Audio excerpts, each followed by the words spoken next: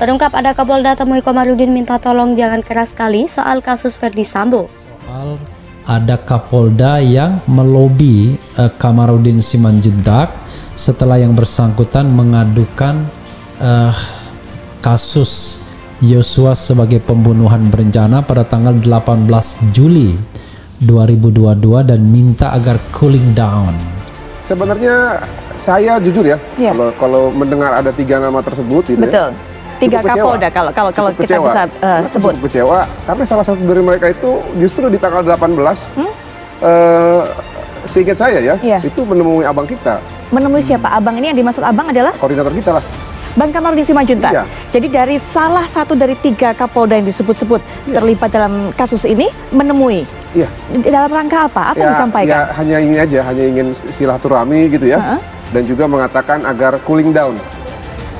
Supaya jangan terlalu keras dalam kasus terlalu keras dalam hal ini. Tapi apakah cara itu betul?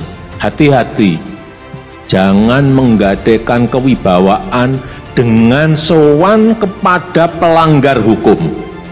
Hanya ini saya lihat, saudara-saudara harus memiliki kewibawaan. Polri harus memiliki kewibawaan.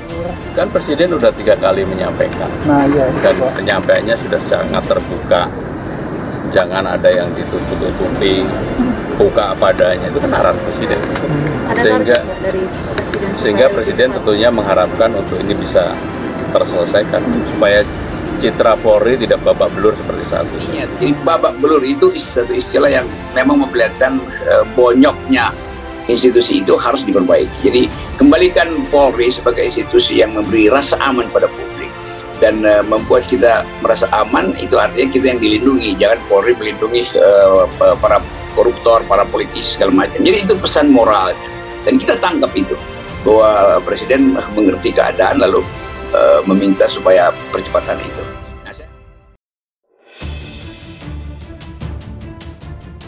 3 nama Kapolda disebut-sebut terlibat penyongkong skenario Ferdi Sambo dalam kasus pembunuhan Brigadir Yosua Huta Barat atau Brigadir J. 3 Kapolda itu adalah Kapolda Metro Jaya, Kapolda Sumatera Utara, dan Kapolda Jawa Timur. Terungkap 1 dari 3 Kapolda yang dikabarkan terseret kasus Ferdi Sambo menemui Komarudin Simanjuntak pada tanggal 18 Juli 2022 lalu. Temuan itu setelah tim keluarga Brigadir J melaporkan peristiwa ke Mabes Polri karena menemukan banyak kejanggalan-kejanggalan. Tim kuasa hukum keluarga Brigadir Yosua Huta Barat, Martin Lucas Simanjuntak, mengungkapkan Kapolda yang menemui Komarudin Simanjuntak datang dari daerah. Ia rela jauh-jauh datang dari daerah menemui pengacara Brigadir J, Komarudin Simanjuntak.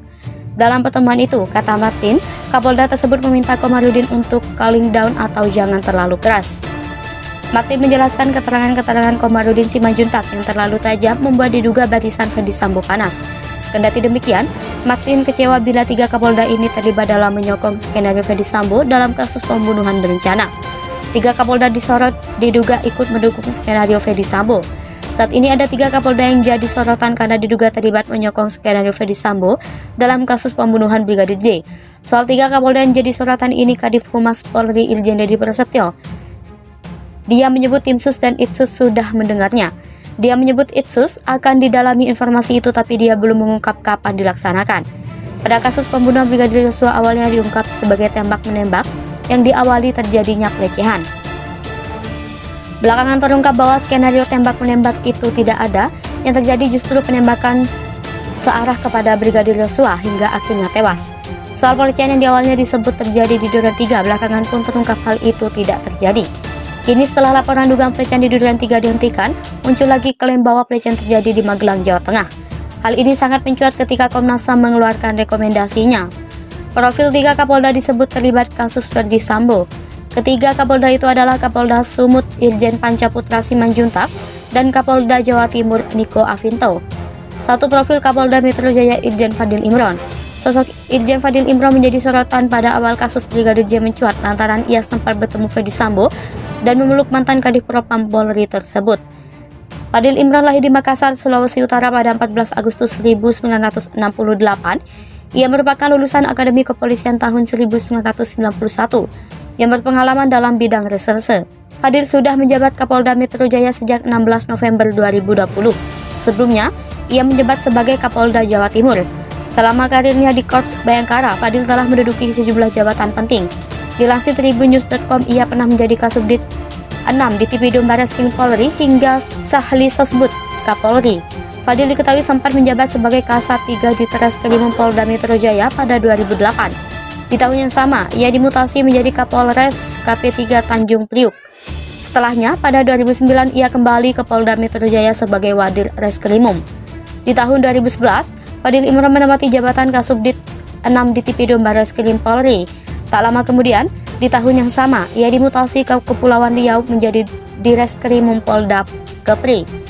2 tahun di Kepri, Fadil kembali ke Pulau Jawa dan menjabat sebagai Kapolres Metro Jakarta Barat.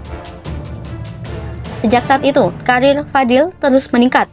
Ia tercatat pernah menjabat sebagai analis kebijakan media bidang Pidum Barreskrim Polri tahun 2015, Direskrimum Polda Metro Jaya tahun 2016, Wadir Tipideksus Barreskrim Polri tahun 2016, Dirtipid Siber Barreskrim Polri tahun 2017, Dirtipid Barreskrim Polri tahun 2018, dan Sahli Sosbud Kapolri tahun 2019. 2 profil Kapolda Sumut Irjen Pancaputra Simanjuntak. Irjen Pancaputra sudah menjabat sebagai Kapolda Sumut sejak 24 Februari 2021. Dikutip dari tribunnews.wiki.com, Panca lahir pada 19 Januari 1969 di Medan, Sumatera Utara. Ia merupakan lulusan Akpol tahun 1990, senada dengan Fadil Imron. Panca juga berpengalaman dalam bidang reserse. Jabatan terakhirnya sebelum menjadi Kapolda Sumut adalah Kapolda Sulawesi Utara. Ia pernah menjadi Kapolres Banyumas dan Kapolres Tegal. 1 tahun berada di Tegal, Panca ditarik ke Polda Jateng pada 2011 dan ditunjuk sebagai Wadireskrimsus. Di tahun 2012, ia dimutasi menjadi Direskrimsus Polda Kalimantan Tengah. Setelahnya, ia ditunjuk menjadi dosen utama STIK Lemdikpol pada 2013. Kemudian Panca menjabat sebagai Wadir Tipidum Barreskrim Polri pada 2017. 1 tahun setelahnya, ia ditunjuk menjadi Direktur Penyidikan KPK. Lalu di tahun 2020, ia menjadi Widyaswara Kepolisian Utama tingkat 1 Sespim Lemdiklat Polri. 3 profil Kapolda Jatim Irjen Niko Afinto. Dilansir tribunnews.com, Irjen Niko Afinta lahir di Surabaya, Jawa Timur pada 30 April 1971. Ia merupakan lulusan Akademi Kepolisian Akpol tahun 1992. Niko adalah perwira tinggi Polri yang berpengalaman dalam bidang reserse. Lulus dari Akpol, ia sempat melanjutkan studi di PT IKA. Dan lulus pada tahun 2001, Niko juga menempuh kuliah di Universitas Padjadjaran Bandung dan meraih gelar S2 serta S3 di bidang hukum. Berbarengan dengan meraih gelar S3 di tahun 2016, Niko juga lulus dari Sespimti Polri. Niko ditunjuk menjadi Kapolda Jatim pada 16 November 2020, menggantikan Irjen Muhammad Fadil Imron.